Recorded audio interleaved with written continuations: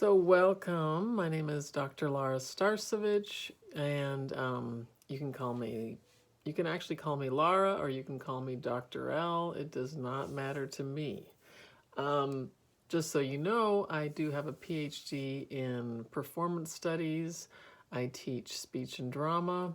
I've been teaching speech and drama for a long time.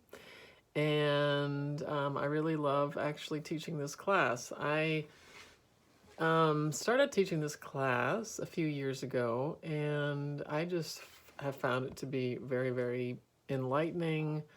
Um, I just enjoy the subject. I enjoy knowing more about how to develop myself as a person, and I really enjoy watching the class unfold and seeing how hopefully many of these ideas will continue to help students in this course. And I'm not going to read through, the syllabus, obviously, because that's not so exciting.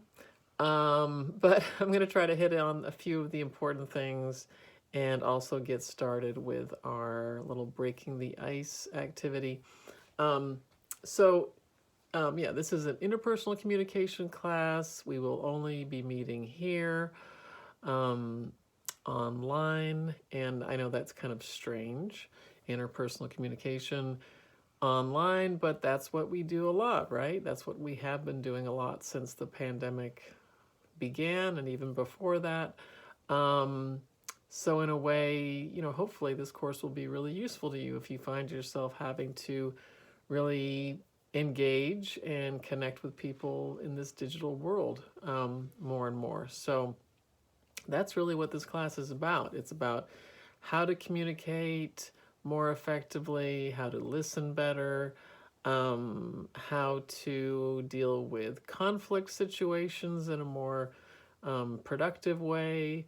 And it's looking at communication in terms of dyad or two-person, two-way communication, but also in groups.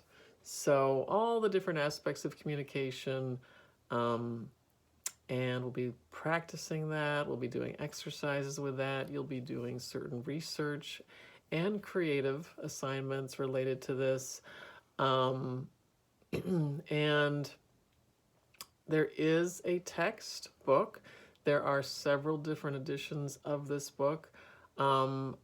As you will see as you go through the syllabus, I actually refrain from mentioning chapter titles because it depends on what edition you have. So if I say, read the chapter on emotions or read the chapter on language, look for that. Look for that title of the chapter, because if I say read chapter 10 and then somebody has an edition where it's chapter 8, then it just gets confusing. So just pay attention to the content of the chapter and make sure that you're reading the right chapter. If you have any questions, let me know.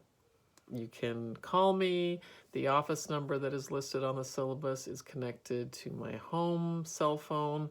You can email me. Email is probably the best way to reach me. I check those emails pretty much every day, sometimes a couple times a day. So, yeah, those are the best ways to reach me. That is the textbook. In terms of the class and in terms of the course outcomes and objectives. I'm not going to read through these again, obviously, also, but you can read this on the syllabus. But it is about developing confidence in interpersonal communication encounters, looking at patterns and processes of communication. Listening skills are huge. I actually use a lot of my acting background with listening because listening is a huge part of acting. So we'll be doing some exercises with that are fun, and handling conflict, as I mentioned before, and ethical dilemmas. And so, yeah, actively participating in the group discussions. One thing that I'm going to really try to incorporate more this quarter is having the option of sometimes turning in assignments in a video format. I'll be experimenting more with that, but also, like I'm doing here, I'll be asking for you to share videos of yourself at least, since we don't have a Zoom session and this is about interpersonal communication. So I will be asking, not always, but I'll be including some group discussion forums where I might say, please include a brief clip of yourself talking about someone you know who's a really good listener, or so. If you're really uncomfortable with that, I would just encourage you to, you could always have someone that you know nearby. Maybe you could be talking to them if that makes you more comfortable. If you don't want to show yourself on a video at all, if that really frightens you, you could also, of course, opt for at least an audio recording of yourself so we could hear you. But it's amazing how so much more information is conveyed with body language. And so that's one of the chapters that we actually talk about, is the importance of nonverbal communication. So it's hard to get that if we can't see you. So for your own benefit, I would encourage you to share a video if you can, unless you really don't have the capability to do that for whatever reason. And if not a video, then audio. That could be a good substitution too. So I'm not going to do that all the time, but I just wanted to give you a heads up about that.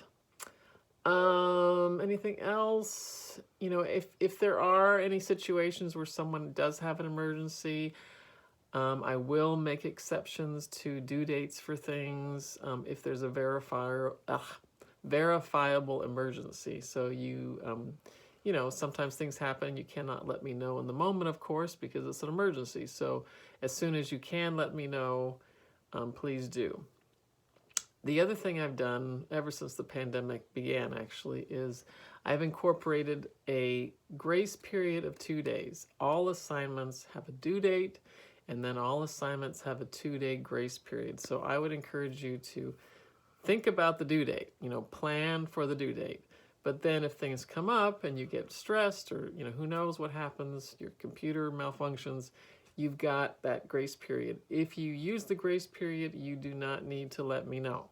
So don't worry about telling me why it's 2 days late. You have up to 2 days to turn something in. After that, then it would really have to be an emergency. It would have to be, somehow verifiable, like I said. So yeah, that seems to work best now that we are in these unusual times where people have families at home and they're working several jobs, so I understand. Seeing you all in this virtual world, and welcome to the class.